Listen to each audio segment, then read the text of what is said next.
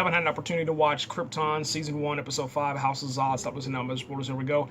Jayna grapples with her torn loyalties as Seg fights for survival within the heart of Black Zero. We get to find out that there's a little bit more mythology and lore inside of Krypton. There's this Ice Mother, Ice Queen, kind of like lady and her whole tribe that's kind of like off in the distance. They're out there, you know, in the boonies, just kind of chilling, waiting for another takeover, you know. So this is where we're kind of getting into the conspiracy theory. We're kind of getting into more, you know, different factions, man, as far as like a Game of Thrones sort of way. So you have Ral and all those gods, and then now you have the Ice Mother.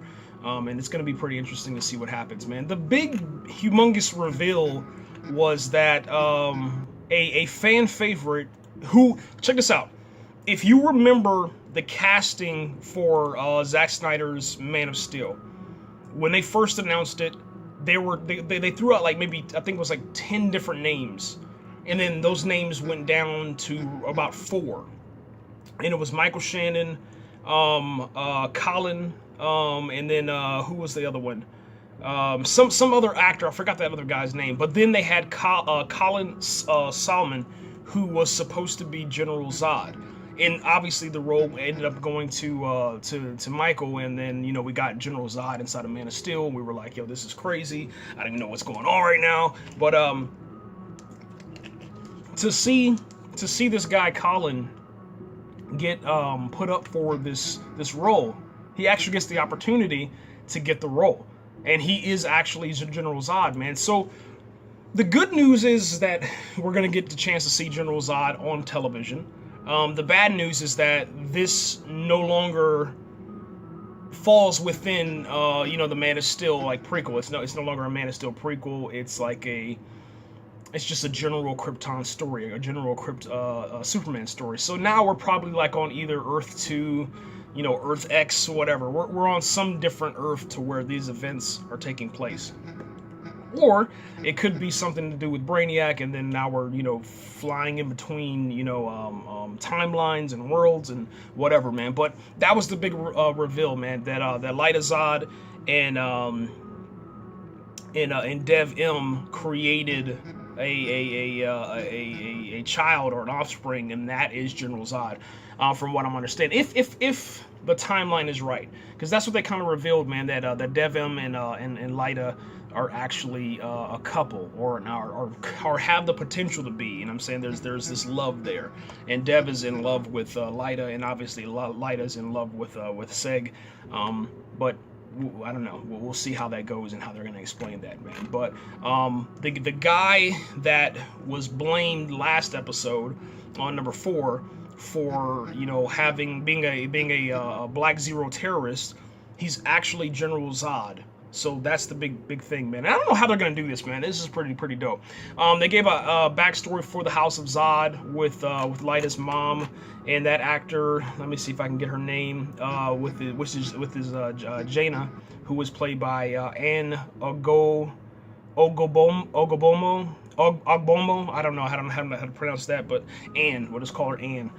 She had a backstory to where she's inside of the House of Zod, obviously, you know what I'm saying, with their crest and their symbol, and then she's fighting her brother, her family, and then she ends up, from what we can tell, is that she ended up sacrificing or killing her blood in order to survive. So, you know, it's all based on loyalty, it's based on, you know, sacrifice, and they just don't hold anything back, man. Other than that, that's pretty much everything that happened in that episode. It was a really fast-paced episode. Lyta was obviously on trial the previous episode, so this episode, you know, she was about to get executed with her head getting chopped off, decapitated, and then they stopped the trial, and they were like, yo, you know, you're free, all the charges are dropped. We find out that, let me see if I can get this guy's name, if I can find him.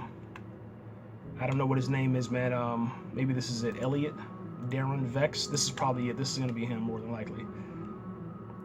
Yeah, Elliot Cowan, who plays Darren Vex. He was in love or had an affair, or however you want to describe it, he was messing around with the girl that had was like the eyewitness for Lyta's trial, and they end up the House of Ra ends up killing that girl, and then they couldn't try Lyta for her crimes against humanity, or whatever you want to say, or crimes against the crown, or whatever.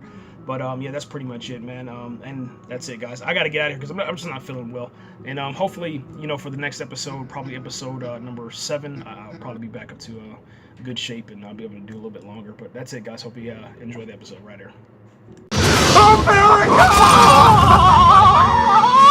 Oh, wow! If you haven't had an opportunity to watch, what have we been talking about? Jeez Louise. If you haven't had an opportunity to watch Krypton Season 1, Episode 5, House of Zod, stop listening now, meta spoilers, here we go.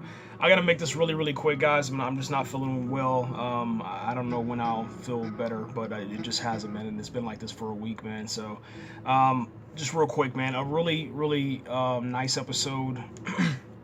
Had an opportunity to watch Krypton Season 1, Episode 5, House of Zod. Stop listening now, made it spoilers, here we go. I'll make this real quick because I'm just not feeling well, and I do apologize, guys, but it is what it is, man. If you haven't had an opportunity to watch Krypton Season 1, Episode 5, House of Zod, stop listening now, made it spoilers, here we go.